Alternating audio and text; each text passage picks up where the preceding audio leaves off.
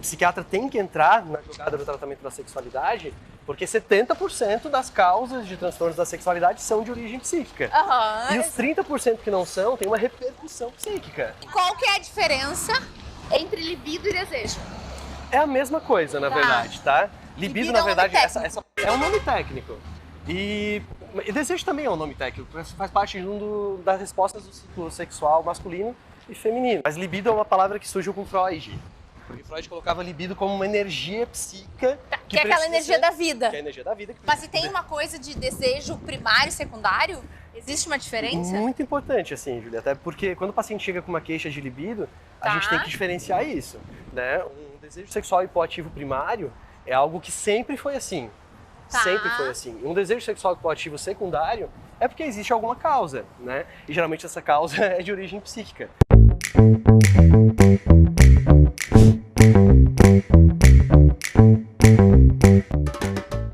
Vocês já ouviram a gente conversando, falando. Eu sou a doutora Júlia Trindade, psiquiatra, e hoje eu tô super bem acompanhada. Eu vou deixar que ele vai se apresentar, mas a gente falou um papo super legal sobre sexualidade e toda a história relacionada a isso dentro da vida dele. Então eu vou deixar o Ale se apresentar. Se a gente deixasse, a gente passava horas aqui conversando, né? Mas a gente também tem que atender os pacientes, então por isso que a gente vai voltar. Muito prazer, com muito prazer. Eu me chamo Dr. Alexandre Serafim, eu sou médico psiquiatra, atendo casos em psiquiatria geral, com foco, com ênfase em sexualidade humana, comportamento alimentar e mudança no estilo de vida. Ale, mas me conta como é que tu desenvolveu essa curiosidade de saber sobre sexualidade, fazer uma especialização? Isso é uma história muito legal que eu adoro contar, Júlia, porque a minha história com sexualidade começa desde criança. A minha mãe é enfermeira, ela trabalhou em vida acadêmica como professora universitária durante toda a vida dela. E ela foi professora de educação sexual no curso de enfermagem. E ela trazia para casa materiais sobre sexualidade. E que importante essa coisa da educação sexual desde pequeno, né? Exatamente. E assim, as pessoas podem até pensar, um livro sobre sexualidade, erotização, não tem nada a ver sobre isso. É um livro que explicava, o nome do livro é De Onde Vêm os Bebês, mas na verdade o livro começava a explicação através de como as plantas se reproduzem, como a galinha se reproduz, como o cachorrinho se reproduz e finalizando no ser humano como que ele se reproduz. Então algo muito bacana. Só que isso acabou ficou latente dentro de mim e eu nunca soube como que eu poderia aplicar isso. Tanto que na universidade a gente não tem, hoje em dia está surgindo mais os conteúdos sobre sexualidade, mas eu, por exemplo, tive matérias de sexualidade humana apenas na disciplina de ginecologia e obstetrícia. Em saúde mental eu não tive absolutamente nada. Então meio que ficou abafado dentro de mim, até que eu comecei a residência. Eu comecei a residência e o nosso primeiro ano, ele é basicamente dar plantão e cuidar de paciente em internamento. Então teve um plantão que eu estava sozinho à noite, era madrugada, e chegou uma mulher que havia tentado suicídio. E aquilo me despertou algo assim de como que eu poderia ajudar aquela pessoa de uma maneira mais íntima, de uma maneira mais específica, compreendendo o mundo que ela estava inserida. E aí eu comecei a estudar sobre sexualidade humana. Fui atrás de material, fui atrás de curso, jornada, workshop, e descobri um mundo incrível de não apenas envolvimento da identidade sexual dentro de sexualidade, mas sim de transtornos que envolvem o próprio ciclo de resposta sexual. Desejo sexual hipoativo masculino ou feminino, disfunção erétil, ejaculação precoce, transtorno do orgasmo feminino, que é muito comum. E o legal é que assim, nós estamos muito adaptados, como eu falei, a entender sobre esse assunto dentro da ginecologia, dentro da urologia, e muitas pessoas podem se perguntar o porquê que isso está dentro da disciplina, por que o psiquiatra tem que trabalhar com isso ou lidar com isso. E eu gosto de falar, e eu falo muito nas aulas com os meus alunos, eu começo praticamente todas as aulas lembrando eles dessa situação, dessa questão. Que é, quando a gente vai estudar sexualidade, nós vemos que mais de 70% dos transtornos que envolvem a sexualidade têm uma origem psíquica, uma origem na mente, uma origem emocional. E dos 30% que não têm uma origem emocional, eles com toda certeza vão ter uma repercussão emocional. A pessoa vai ter algum dano, algum sofrimento, algum prejuízo na sua vida por conta do transtorno.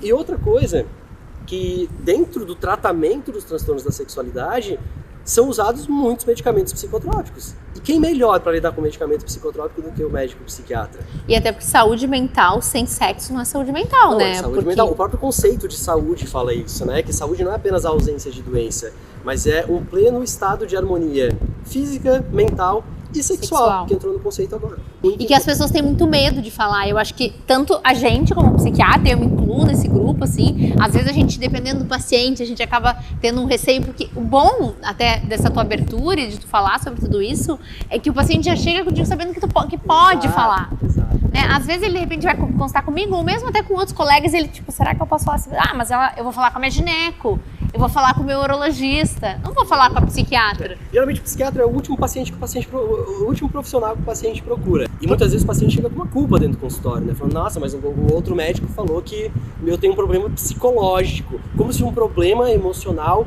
não fosse um problema que existisse. Não é porque a gente não consegue tocar que ele não exista, né? Eu gosto de comparar a saúde mental com um computador, que tem o hardware e o software, né? O hardware seria o nosso corpo, que a gente consegue pegar, tocar. O software é aquilo que a gente não consegue ver, não consegue tocar, mas a gente sabe que existe e pode danificar o sistema por completo. E sem ele não funciona, né? Sem ele não funciona. Então é muito legal, eu acho que... E essa percepção de que a gente tem que entender um pouco, mesmo quem não... Ah, eu não trabalho com sexualidade, na verdade, tu trabalha. Porque todo mundo trabalha com sexualidade, porque até aquela coisa, eu não trabalho com cardiologia, não trabalho, mas eu tenho que entender o mínimo, porque se o medicamento tiver um comprometimento cardiológico, se o paciente tem um comprometimento cardiológico, eu preciso saber. E como é que tá a sexualidade dele? Porque dependendo de como tá a situação, isso impacta na saúde dele, em como ele se sente. Às vezes o paciente toma remédio e já fica assim, faz 5 anos que eu tomo esse remédio, eu não consigo ter orgasmo, eu nunca imaginei que pudesse ser do remédio. Nem todos os profissionais, eles trabalham com sexo, mas todos os profissionais de saúde deveriam trabalhar com sexualidade, que não envolve só o ato sexual, envolve um dos conceitos que eu acho muito bonito de sexualidade humana, que vem da Carmita Ábido, que é referência no país no assunto. Ela coloca a sexualidade como uma energia vital que move o ser humano. Esse movimento não é apenas relacionado ao sexo, é na existência. Você tem que ter prazer com tudo que você convive, com o teu corpo, entender como que a sua mente, o seu corpo funcionam em relação à tua identidade. Então é preciso a gente falar muito mais sobre isso ainda. Eu acho que falta bastante, inclusive até a questão da identidade sexual, né? Da identidade sexual. A gente está muito longe, eu falo como sociedade e como profissionais, né? Eu acho que poucos profissionais e poucas pessoas têm a real noção do que é uma identidade sexual, como que a gente lida com isso, como que a gente respeita, como é que a gente acolhe essas pessoas. Como que a gente reconhece esses aspectos da identidade sexual. Eu gosto de falar que dentro de sexualidade, a gente tem algumas características que são rígidas, que não mudam ao longo do tempo, nós somos daquele jeito, e outras características, outras questões são fluidas, elas mudam ao longo da tua vida.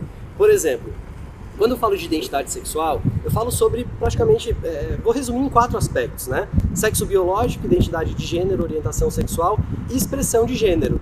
Essas características são suas, você é assim, né? Agora existem outros pontos que modificam, como o que você pensa a respeito do amor, quais formas você prefere se relacionar, quais modelos de relacionamento você deseja experimentar, como que é a tua vivência com os teus amigos, a tua noção, a tua consciência de respeito ao próximo, tudo isso muda ao longo da vida. Então dentro de sexualidade tem esses aspectos que são uma foto, que é como você é, né? E um vídeo, que é como você se movimenta, como você evolui ao longo da tua vida. E que eu acho que as pessoas têm dificuldade de entender que é mais ou menos como a cor do olho, assim, a gente não escolhe. A gente não escolhe. Tu é assim. Exatamente. Né? A única escolha que a gente tem é de escolher vivenciar quem a gente de fato é. A gente escolhe ou mostrar quem nós somos ou esconder quem nós somos. O caminho da exposição, né, de aceitar, entender, compreender, exercitar quem você é sempre o melhor caminho. Nossa, que legal. Uma aulona. Arrasou! Maravilhoso! Ficou bom? Já vou fazer um fã-clube! Não esquece de compartilhar, curtir, se inscrever no canal e me diz se tu gostou do Doutora Lei, quer que a gente faça mais vídeos, do que vocês querem que a gente fale pra gente trazer mais vídeos pra vocês.